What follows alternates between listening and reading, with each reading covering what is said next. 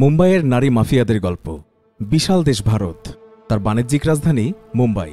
আর এই মুম্বাইকে ঘিরে গড়ে উঠেছে অপরাধীদের বিশাল এক জগৎ।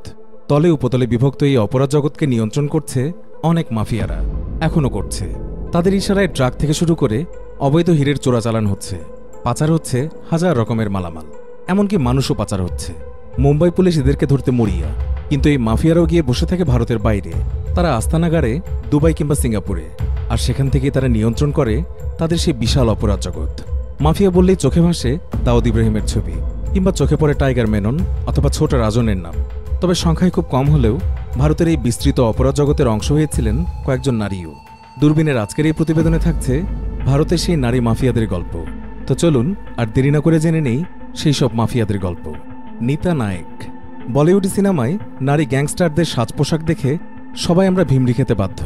গায়ে টাইট ফিটিং ড্রেস, কোমরে পিস্তল আর ঠোঁটে কড়া লিপস্টিকে রং সাজানো হয় চরিত্রটিকে। নীতা নায়েক অবশ্য এমন কেউই ছিলেন না। দক্ষিণ মুম্বাইয়ের বিখ্যাত সুফিয়া কলেজের গ্রাজুয়েট ছিলেন তিনি। একটা দ্বৈত জীবনযাপন করতেন এই মহিলা। শিবসেনা সদস্য হিসেবে কর্পোরেটের কাজ করতেন তিনি। সুন্দরী এবং আকর্ষণীয় হওয়ার কারণে ক্লায়েন্টদেরকে পটাতে তার একদমই সময় লাগত না। এমনকি বিভিন্ন পার্টি মাতাতেও বেশ ওস্তাদ ছিলেন তিনি। মিউনিসিপ্যাল কর্পোরেশনে তার ভবিষ্যৎ উজ্জ্বল হিসেবেই ধরা হচ্ছিল। আর অন্য জগতে নীতা সামলাতেন স্বামী গ্যাংস্টার আশ্বিন নায়কের 2 নম্বরে ব্যবসা আর অবৈধ কার্যকলাপ। স্বামী জেলে থাকাকালীন সময়ে চোরা কারবারি থেকে শুরু করে মাদক পাচার এসব কিছুই সুনিপুণভাবে নিয়ন্ত্রণ করতেন নীতা নায়েক। স্বামীর পলিটিক্যাল ইমেজেও ভাটা পড়তে দেননি। স্থানীয় ব্যবসায়ী আর হকারদের থেকে সাপ্তাহিক চাঁদা উঠত নিয়মিত। এসবের পাই পয়সা হিসাব থাকত নীতার কাছে। আবার এরা যাতে অসন্তুষ্ট না হয় এজন্য চাঁদার হারও বাড়াননি অনেকদিন। 2000 সালে এই নীতা নায়েকের গল্পটা সমাপ্ত হয়ে যায়। বাড়ির বাইরে গুলি করে হত্যা করা হয় এই নারী গ্যাংস্টারকে। আর সেটা করা হয় তার স্বামী অশ্বিন নায়কের আদেশেই। নিজের দেহরক্ষীর সঙ্গে প্রেম ছিল এই সন্দেহে এই খুন করিয়েছিলেন তার স্বামী অশ্বিন। পুলিশের গুপ্তচররাই নাকি তার স্বামীকে স্ত্রীর প্রেমের খবর দিয়েছিল। খুনিদেরকে অশ্বিন বলেছিলেন নীতাকে গুলি করার আগে তাকে যেন ফোন করতে, কারণ বিশ্বাসঘাতক স্ত্রীর আর্তনাদ শুনতে চেয়েছিলেন তিনি। স্বপ্না দিদি। তিনি নীতা নায়কের মতো উচ্চশিক্ষিতা ছিলেন না। কর্পোরেট জগতের সঙ্গেও ছিল না তার কোনো দূর দূরান্তের সম্পর্ক। একেবারে নির্ঝঞ্ঝাট সাংসারিক মহিলা ছিলেন তিনি। স্বামীর সংসার নিয়ে সুখে ঘরকন্যা করার কথা ছিল তার, কিন্তু সেটার করা হয়নি। তাকে ছুটতে হয়েছে দাউদ ইব্রাহিমের পেছনে। ভারতের ইতিহাসের সবচেয়ে ক্ষমতাশালী মাফিয়াকে খুন করতে ছুটেছিলেন তিনি। তার নাম নিয়ে ভিন্ন মত আছে অনেকের। কেউ বলেন তার আসল নাম ছিল আশরাফ, আবার কারো মতে তার ভালো নাম রহিমা খান। তো আশরাফ বা রহিমা যাই হোক না কেন, তার বিয়ে হয় মুম্বাইয়ের এক ছোটখাটো গ্যাংস্টার মাহমুদ কালিয়ার সঙ্গে। নিজের সাগরে তার সহকর্মীদের লোলুপ দৃষ্টি থেকে স্ত্রীকে রক্ষা করার জন্য মাহমুদ সবাইকে বলেন তার স্ত্রীকে দিদি ডাকার জন্য। আর তখন থেকেই সবাই তাকে দিদি নামে ডাকতে শুরু করে। মাহমুদ কালিয়া ছিলেন দাউদ ইব্রাহিমের ডি কোম্পানি গ্যাংয়ের বিরোধী পক্ষ। দুই পক্ষের সংঘর্ষ হতো মাঝে মধ্যেই। মৃত্যুর ভয় ছিল সবসময়। তবে মাহমুদ কালিয়ার মৃত্যুটা হলো একটু অন্যরকমভাবেই। ডি কোম্পানি পুলিশকে দিয়ে খুন করায় মাহমুদকে, যেটাকে এনকাউন্টার বলি আমরা।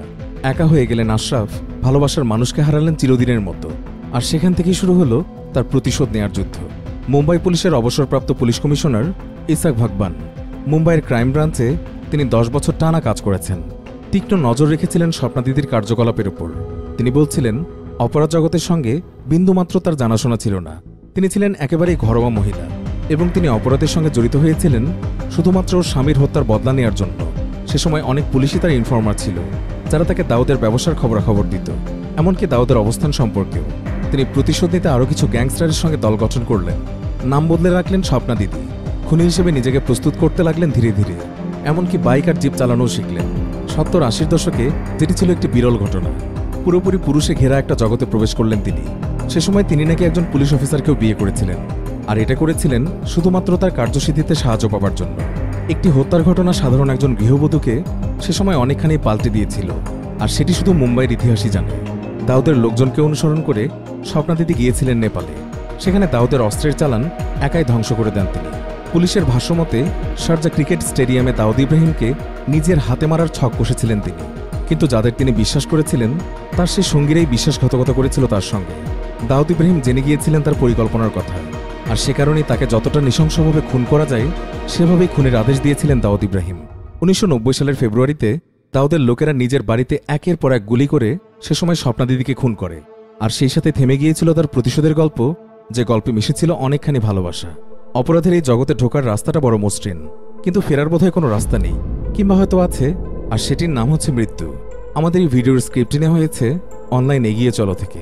প্রিয় দর্শক, এই প্রতিবেদনের ব্যাপারে আপনার মন্তব্য জানাতে কমেন্ট করুন এবং বিভিন্ন অবাক করা সংবাদের আপডেট জানতে সাবস্ক্রাইব করে আমাদের সাথেই থাকুন।